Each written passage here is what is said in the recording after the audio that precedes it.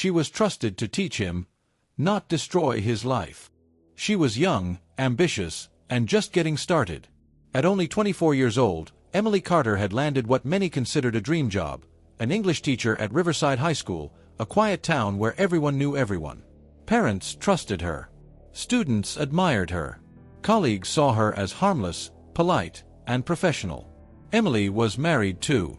Her husband worked out of town frequently, sometimes gone for days.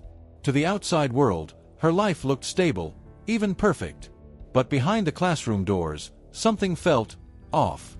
There was one student who stood out. Jason, a 17-year-old senior. Quiet, intelligent, and often staying back after class to ask extra questions. At first, it seemed innocent. A teacher helping a student succeed. Nothing unusual. Then came the small changes. Emily began replying to his school emails late at night. Compliments turned personal. Conversations drifted away from homework and exams. She laughed more around him. Other students noticed Jason spending more time alone in her classroom. Nothing physical. Nothing obvious. In private messages, the tone slowly shifted, lines blurred, boundaries softened. Emily told herself it was harmless, that she was just being supportive, that she was still in control. But control, once loosened, is hard to regain. And this story was only just beginning. What started as harmless messages quickly turned into something else. Jason followed Emily on social media first. She hesitated, then accepted. Soon, their conversations moved away from school entirely. Late-night messages replaced daytime emails. Compliments became personal. Jokes became suggestive. Emily told herself it was just talking. No rules were broken. No one was getting hurt. But secrecy crept in. She asked Jason not to mention their conversations to anyone. She reminded him that people wouldn't understand. When another student walked into her classroom unexpectedly one afternoon, Emily's smile vanished. Her heart raced, not from fear, but from excitement. She began deleting messages, switching platforms, choosing apps where conversations disappeared. Jason felt special, chosen, trusted.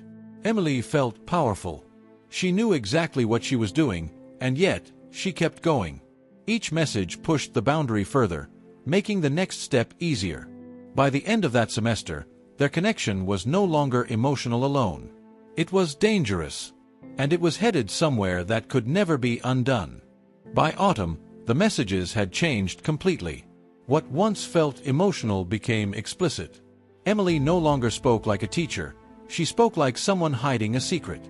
She sent photos meant only for Jason's eyes. In return, she encouraged him to send things no adult should ever ask of a student. She warned him constantly, "Be careful. Don't save anything." Yet she kept everything herself. Jason began skipping time with friends just to message her. His phone never left his hand. At school, their eyes met in the hallway for just a second too long.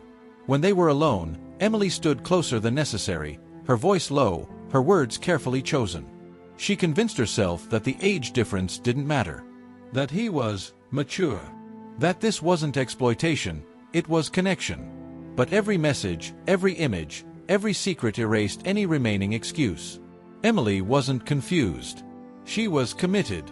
And when her husband announced an upcoming trip out of town, Emily didn't hesitate. She made a decision that would change everything, and there would be no turning back. The house was silent. Emily's husband had left town that morning, his car disappearing down the empty road. By evening, Emily was alone, and waiting. At 6:45 p.m., Jason's car pulled into her driveway. She watched from the window before opening the door. Inside, the atmosphere felt unreal. They tried to act normal, watching a movie, sitting on opposite ends of the couch. It didn't last long. Nervous laughter turned into whispered words. Then silence. This was the moment Emily could have stopped. She didn't. Hours passed behind closed doors. Time blurred. When it was over, neither of them spoke about what it meant. They showered separately, avoiding mirrors, avoiding reality. By 11:30 p.m., Jason left. Emily locked the door and leaned against it, her hands shaking. For the first time, fear replaced excitement. What they had done couldn't be undone.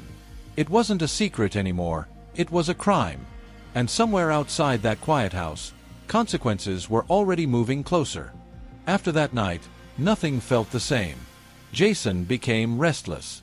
He checked his phone constantly, afraid of who might see what was hidden there.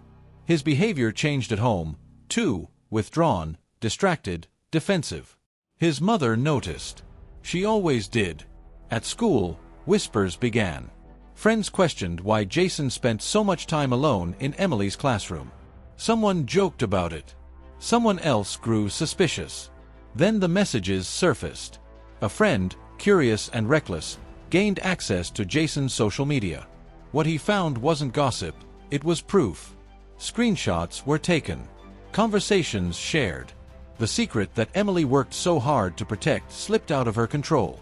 Panic set in. Emily started receiving anonymous messages, accusations, threats. She felt hunted. Every notification made her stomach drop. Instead of staying silent, she made a fatal mistake. She reported the harassment to school officials, claiming she was the victim. She didn't realize she had just opened the door to an investigation that would expose everything she tried to bury. Once the report was filed, there was no going back. School officials contacted law enforcement, believing Emily's claims of online harassment. An investigator was assigned, and what began as a routine inquiry quickly took a darker turn. The messages Emily described didn't look like harassment, they looked like warnings. Then came the evidence. Deleted texts were recovered. Images were traced. Payment records revealed unexplained transfers between Emily and Jason. Each discovery tightened the case against her. When detectives interviewed Jason, the truth spilled out. He detailed the messages, the secrecy, and the night at Emily's house.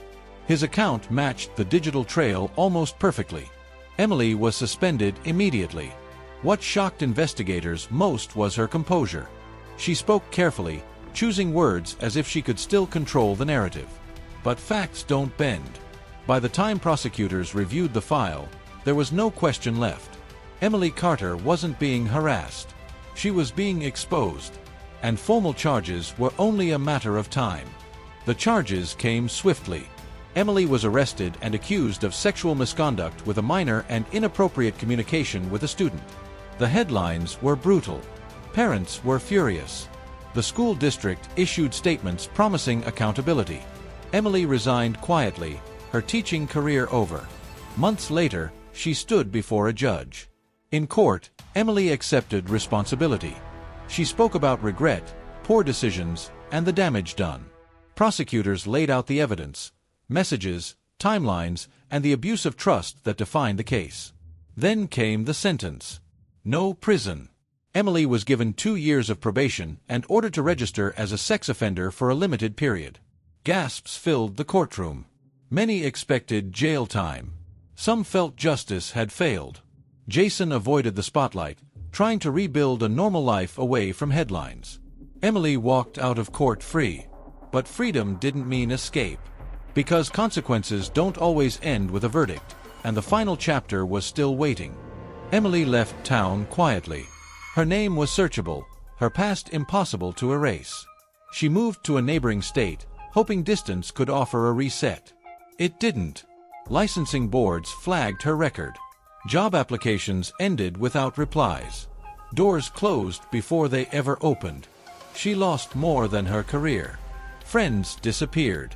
Trust was gone. Every introduction carried the weight of who she used to be. Even within her marriage, silence replaced conversation. Some consequences couldn't be measured by law. Jason, now an adult, chose anonymity. He focused on healing, carrying scars no sentence could address. For him, survival meant moving forward, not looking back. The case faded from headlines, but its lesson remained. Authority without boundaries becomes danger. Silence protects the wrong people. And justice doesn't always feel complete. This wasn't just a scandal about a teacher and a student. It was a reminder that abuse of power can hide behind a smile, and the damage can last long after the story ends. The end.